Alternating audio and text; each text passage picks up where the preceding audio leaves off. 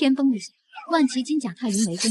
贵妃直斥龙剑闯凤踏夺嫡子，我看破不说破，将他儿子悉心养育。多年后，贵妃儿子在我的教养下被封太子，而我的儿子却被贵妃欺辱打骂，不堪重用。太子册封礼上，贵妃把面容尽毁的儿子和人证物证推到我面前，太子才是我的儿子。皇后，你该把我的儿子还给我。好啊！生产时，贵妃以为我昏迷不醒，将他刚出生不久的儿子同我的嫡子进行交换。我看破不说破，将他儿子悉心养育。多年后，贵妃儿子在我的教养下被封太子，而我的儿子却被贵妃欺辱打骂，不堪重用。太子册封礼上，贵妃把面容尽毁的儿子和人证物证推到我面前，太子才是我的儿子。皇后，你该把我的儿子还给我了。我勾唇一笑说：好啊，皇后娘娘，臣妾特意命人做了些鸡脚汤，乳娘吃了奶水好，子臣也能长得快些。我含笑点头，命人将汤给乳娘送去。自他把2个孩子交换后，便常来探望我，美其名曰身为后宫妃嫔伺候中宫皇后是理所应当，还说我诞下嫡子，皇位后继有人，功在社稷，愿意替我照料子臣。贵妃还请皇帝给我的儿子取名子熙，立为女奴，熙为男奴。贵妃说希望子熙能够时刻铭记自己的身份，爱护幼弟，做君王奴仆。皇帝眼里只有嫡子，得知贵妃一番操作后，直夸她懂事。后来2个孩子渐渐长大，贵妃提出想搬到我隔壁宫殿，方便2兄弟增进感情。我允了。贵妃搬来隔壁宫殿的那天，带着子熙到我宫里谢恩。她一袭正紫色祥瑞锦绣衣袍逶迤拖地，头上簪子摇曳生姿，身旁的儿子骨瘦如柴，头冠歪斜，衣衫不整，脸上还有几道显而易见的青紫。别说是皇子，宫外寻常百姓家的孩子也不至于带成这样，但我的儿子就被他养成了这样。一见子臣，贵妃便走过去蹲下身，亲昵道：子臣可有什么想吃的，我给你做。说着还帮子臣理了理鬓边因方才乱跑而有些杂乱的碎发。子臣规规矩矩行礼后，对着贵妃道：儿臣想吃贵妃娘娘做的桂花糕，贵妃娘娘做的桂花糕最好吃了，劳烦贵妃娘娘。贵妃轻轻捏着子臣脸蛋：子臣想吃，我这就去给你做。咱们子臣真是会说话，不像有些死鱼脸，天生伺候人的命。狠狠瞪了一眼儿子后，贵妃丢下他回去做了桂花糕拿来。一转身的功夫，子臣手里的桂花糕到了儿子手上。贵妃见状，二话不说打掉儿子手里的糕点，一巴掌将儿子扇倒在地，边踢边骂道：这是给你做的吗？小贱东西，你也配吃这些？见儿子躺在地上捂着胸口呻吟，贵妃一把将儿子鞭子揪起来。小时候偷东西吃，长大了偷人，真是跟某人不要脸。说着似有似无看了我一眼，子臣忙走近贵妃，颤抖着声音解释道：贵妃娘娘，是儿臣见皇兄想吃，主动让给皇兄吃的。贵妃一听更来气了，拿起几块桂花糕直往儿子嘴里塞，吃，就知道吃，也不看看自己什么东西，连子臣脚趾头都比不上的玩意儿，又顺势在儿子脸上又拧又掐，从头到尾儿子都没有流一滴泪。在贵妃把桂花糕全塞进他嘴里，硬逼着自己咽下后，他还忙跪在地上磕头认错：对不起，母妃，儿臣知错。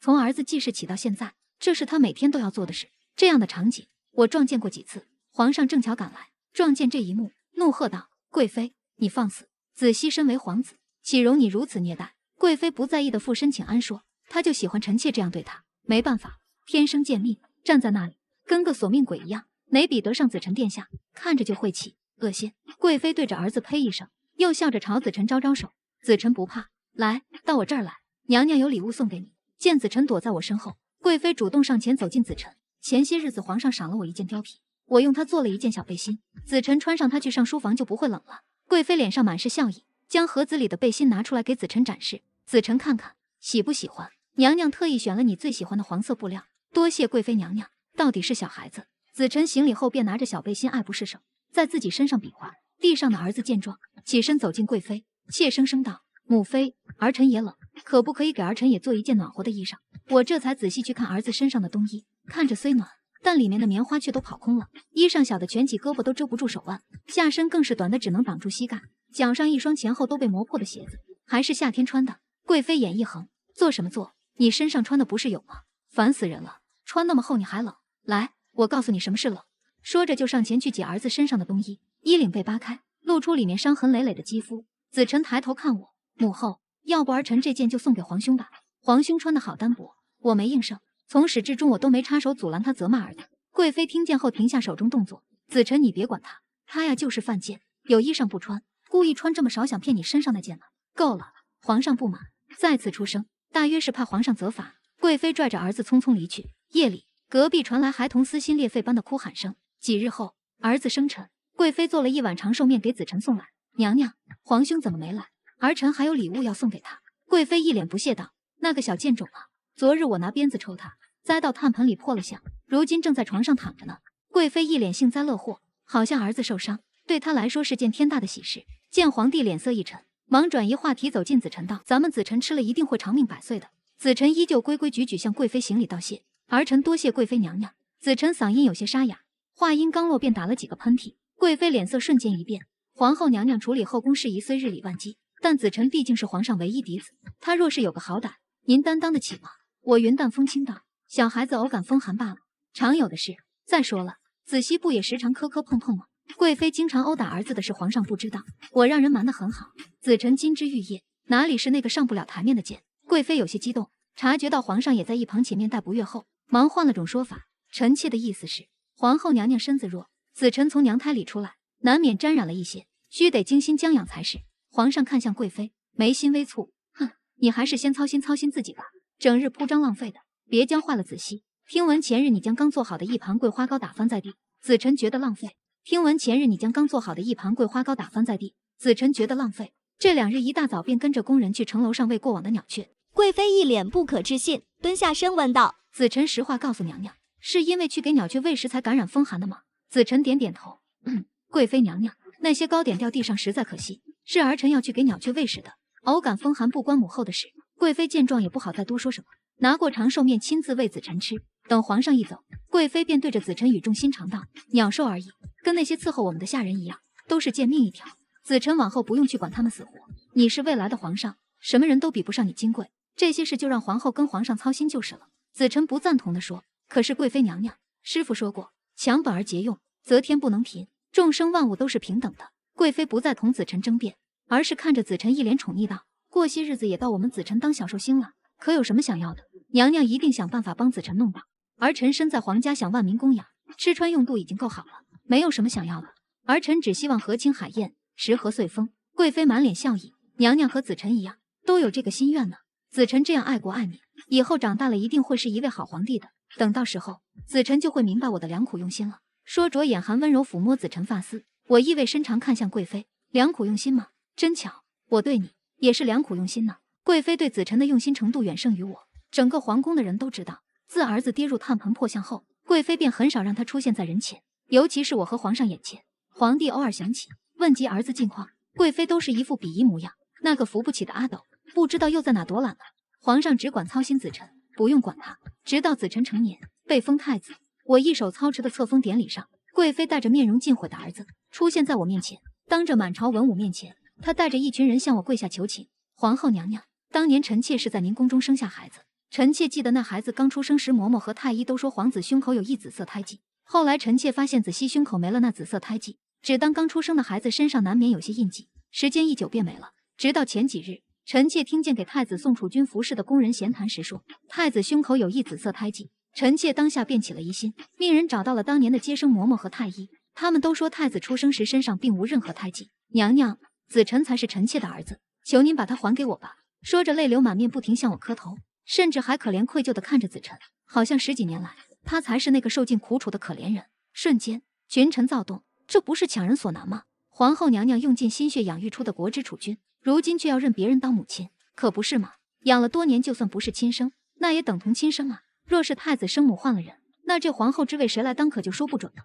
等着看吧，皇后娘娘一定不会把太子殿下还给贵妃娘娘的。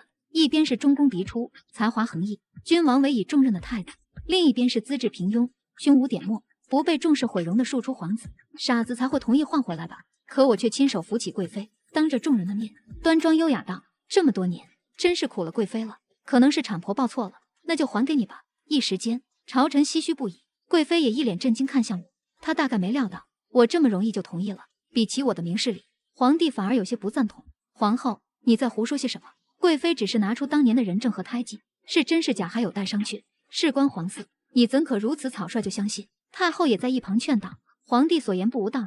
皇后呢？此事我们还需从长计议，得好好查清楚了再说。”朝臣也纷纷表示赞同。我直接高声打断他们的话：“太子的确是贵妃所生，2位皇子被换，本宫当日是亲眼撞见的。”随之而来的是一片惊呼。皇帝眸色一变：“朕不相信，当年你为了替朕生下嫡子吃了多少偏方，整日不惜以泪洗面，生产后更是气血亏损到再也生不了孩子。这些年你对子辰尽心尽力，子熙总是生病，朕也不见你过问一句。现在你说自己知道2个孩子被调换的事情，皇后是不是贵妃逼你了？我对着皇上行了一礼，而后一脸正色道：皇上应该记得我自小体寒，当初还怀有身孕的时候，太医便说了，这孩子生下来会有体弱之症，是治不好的，得仔细将养。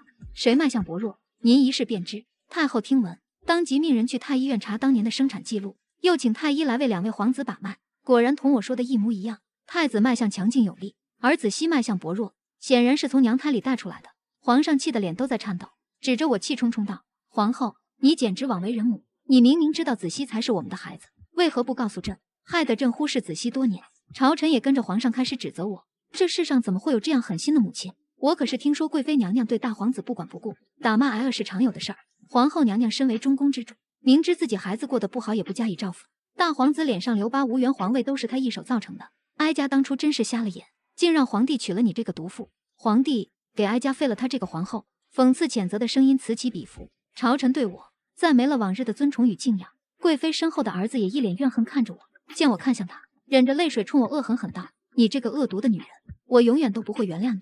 之后快速冲向角落里的侍卫，拔出侍卫手中的刀，对准自己脖子，血溅3尺，好像在诉说他多年来的委屈。儿子含恨看着我，眼眸不曾闭上，我也像被人捅了一刀似的，胸口钻心般的疼。都结束了，这场闹剧要收场了。有反应快的大臣迅速冲向儿子，去探他的鼻息，而后对众人无奈地摇了摇头。皇上眼中带泪，对我是一脸愤恨，然后步伐慌乱地走到儿子身旁，蹲下身，将儿子揽入怀中。我站在原地，神态自若道：来人，把大皇子带下去，通知礼部写檄文，将大皇子死讯昭告天下。说完后，我走到儿子身边，看着小小的一只鲜血淋漓，了无声息。皇上抱着儿子，悲痛哀鸣。朝臣们见皇上这副模样，也都纷纷跪下，或真或假擦拭眼角的泪。看到我后，大臣们都用猩红的眼眶厌恶地看着我。虎毒尚且不食子，皇后娘娘对大皇子到底是有多大的仇恨，竟然狠心到如此地步？下官从未见过哪位母亲，眼看亲子受尽欺凌，竟能无动于衷，可真是闻所未闻呐！太可怕了！身为一国之母，天下女子的表率，竟然做出如此荒唐之事，群臣激愤，恨不得将我大卸八块。太后也满脸悲愤，指着我：都是你，都怪你！哀家的大孙儿啊，你怎么这么想不开？你这个杀人凶手，哀家要让你给哀家的大孙子陪葬！皇帝以谋害皇嗣、欺君罔上的罪名将我打入大牢，择日再审。去往大理寺的路上，我的事已经传开了。百姓得知他们敬重的国母竟然是一个如此心狠手辣的人后，纷纷拿出手里的东西砸向囚车，鸡蛋砸在额角，但叶顺着眼角流下。囚车所到之处都是谩骂和诅咒：砸死你！我砸死你个杀人犯！连亲生儿子都下得去手，眼睁睁看着他在别人手里受苦受难却无动于衷，怎么会有这样恶毒的人？天可怜见啊！我那大孙子和死去的大皇子年岁相仿，正是大好的年纪，竟被这毒妇害得一命呜呼，放着亲生儿子不管，却尽心尽力帮别人养孩子，他还配当人母吗？简直禽兽不如，恶心死了！我有亲戚在宫里当差，听说这个女人对太子殿下那叫一个好，吃穿用度无不尽心竭力，现在想想真是可笑。我想起来了，这个皇后出自林家，当年就是他的父兄通敌叛国，差点害得咱们流离失所。皇上没有迁怒于他，没想到这个女人竟然不知足，丧心病狂到对亲生儿子都不闻不问。要不是朝廷利律，我真想一刀宰了他。囚车行了一路，百姓也跟着骂了一路。审判当日，朝中3品以上大臣都在，还有皇上、太后、贵妃以及太子。皇上特意找了一个能让百姓在外旁听的地方，说要让所有人都看清我狠毒恶心的虚伪面目，让我被世人嘲笑辱骂。带着脚铐走进大殿后，我没有立刻跪下，而是看向贵妃，直直走近她。贵妃被我突如其来的举动吓了一大跳，后又见我带着脚铐才放下心来，瞪着我道：皇后，我比你年长几岁，从小看着你长大，拿你当亲妹妹看待，原想着林家覆灭，你一个孤女无依无靠，生下太子后本就体虚，还要处理后宫事务，我若是帮你分担，难免被人说僭越，便将心思放在太子身上，我对他好些，你便能轻松一些。这些年我对太子比对自己孩子还要好，宫里谁人不在背后议论此事？你故意看着我与亲生儿子相见，却不让我们相认，你好狠的心啊！你知不知道，你害我害得好惨！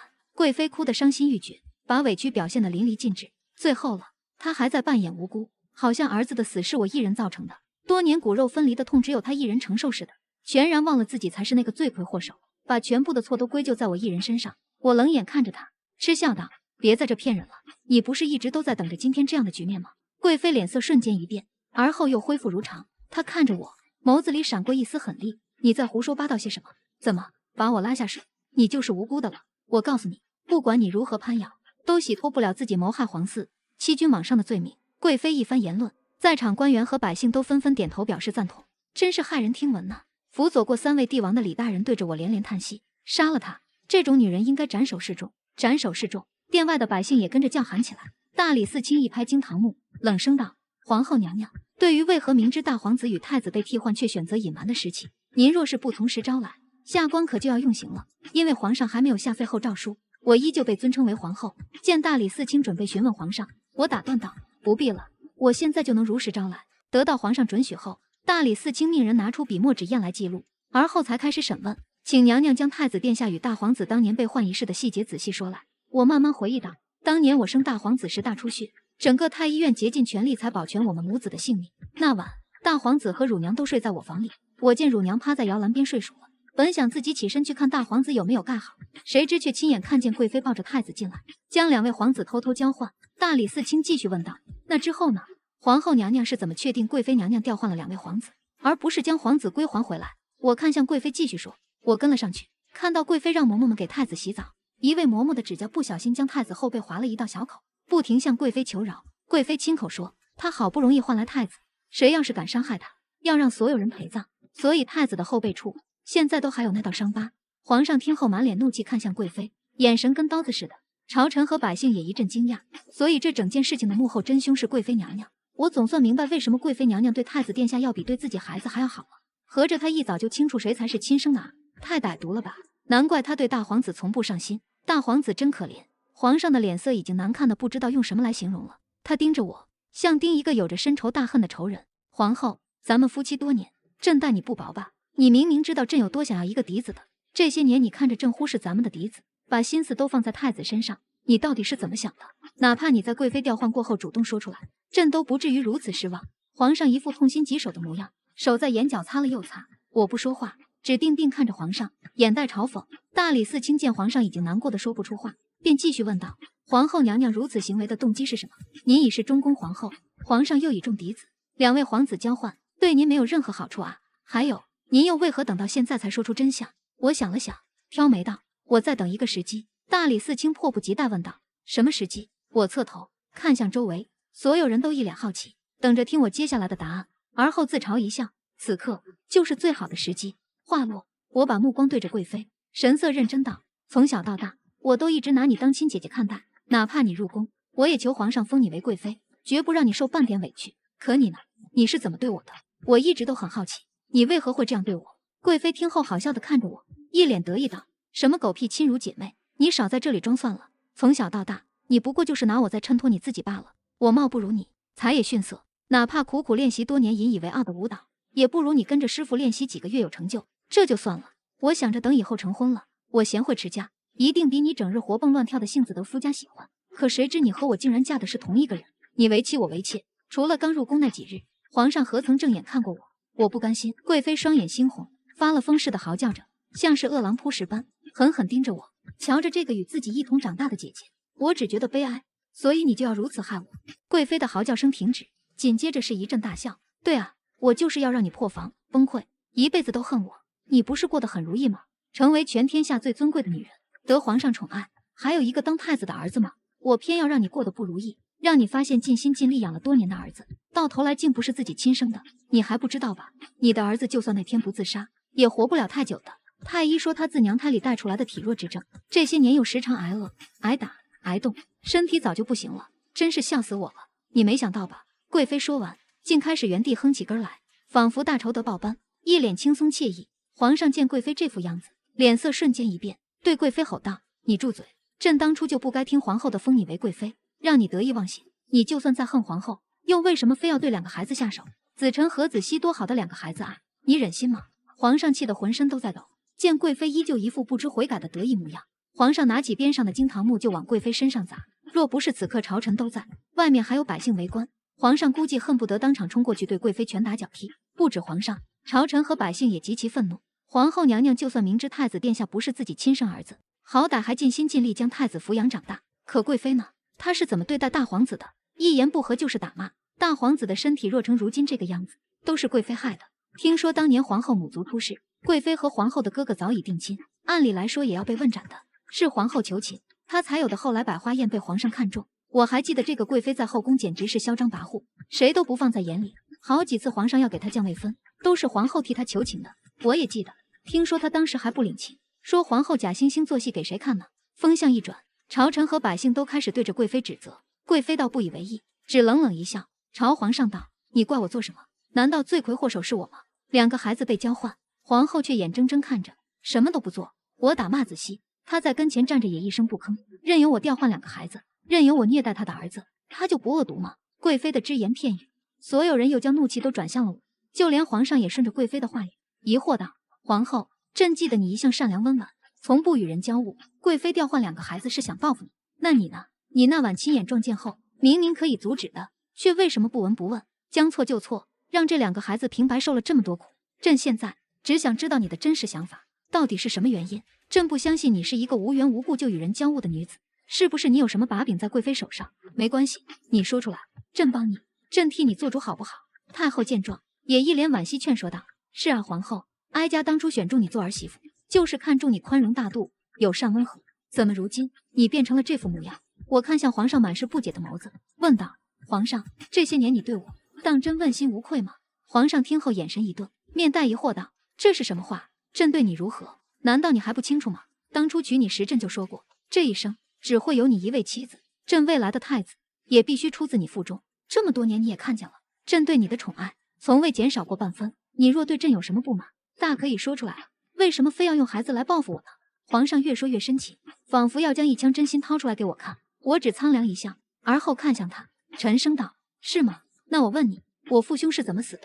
话落，皇上瞳孔骤缩，脸色煞白。皇上眸子里划过一抹冷意，但还是强忍着怒气，耐心道：“你是因为这个才怨恨朕的吗？皇后，你要知道，朕不仅是你的夫君，朕更是天子。你父兄通敌叛国，证据确凿，朕也没有办法啊。所以你是因为这件事才一直埋怨朕，眼睁睁看着2个孩子被调换，想要朕难堪吗？”看着皇上满眼深情的样子，我只觉得无比恶心。他的确对我很好，我也曾庆幸以为自己找到了可以相伴一生的良人。皇上成婚时给了我前所未有的盛大婚礼，婚后也是对我百般宠爱。他允许我参政，允许我见他不用行礼，连那后妃都要经过我同意。在我怀孕期间胃口不好，皇上更是亲自下厨为我做饭，各种惊喜礼物常有。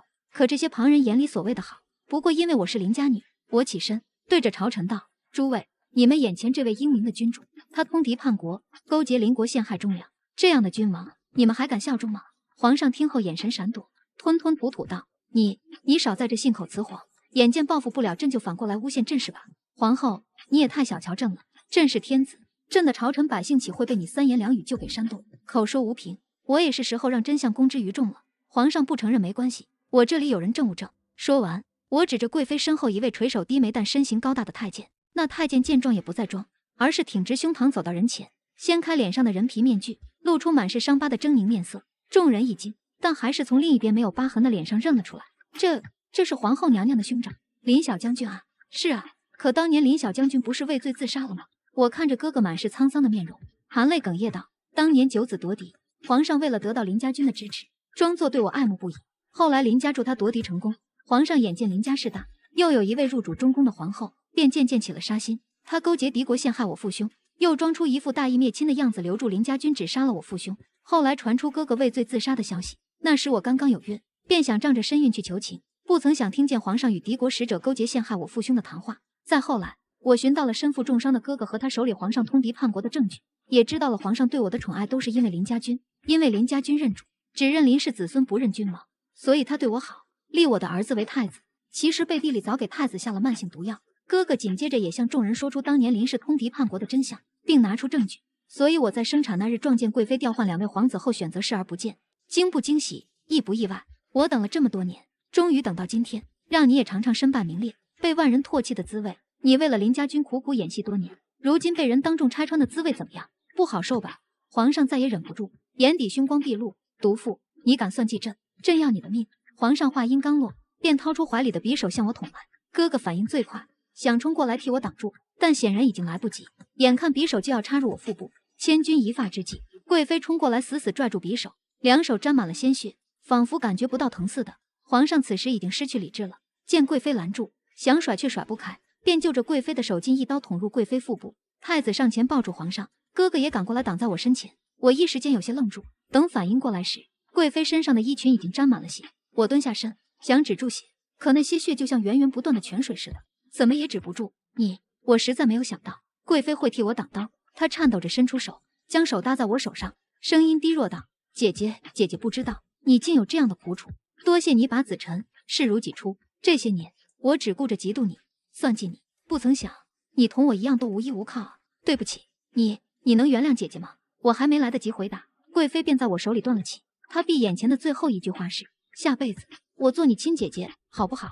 等太医赶来，贵妃已经无力回天。皇上因为被我揭穿丑事，被林家军逼宫让位，还被群臣殴打辱骂至整个人精神失常，跟着太后一起被送往了疗养院。听说当晚那里就走水，一场大火，最后剩下的只有2具焦黑的尸体。太子登基后为林氏翻案，并让哥哥官复原职，重新执掌林家军，把贵妃厚葬后，我想离开皇宫到处走走，却不知道该走哪条路。当晚收拾行李的时候，子辰紧紧拽着我的手道：“母后，儿臣不怪您，这些年多谢您的养育，儿臣已经在宗室里选出一位宗室子过继，立为太子，明天就让他代理朝政。儿臣想陪你一起去走走。”第二天，子辰和我踏上了江南之路，一路上陪伴我游山玩水，说的最多的一句就是：“母后，儿臣下辈子还做你的儿子，好不好？”这辈子的痛苦都被这句话治愈了，我在心里默默回应一句好。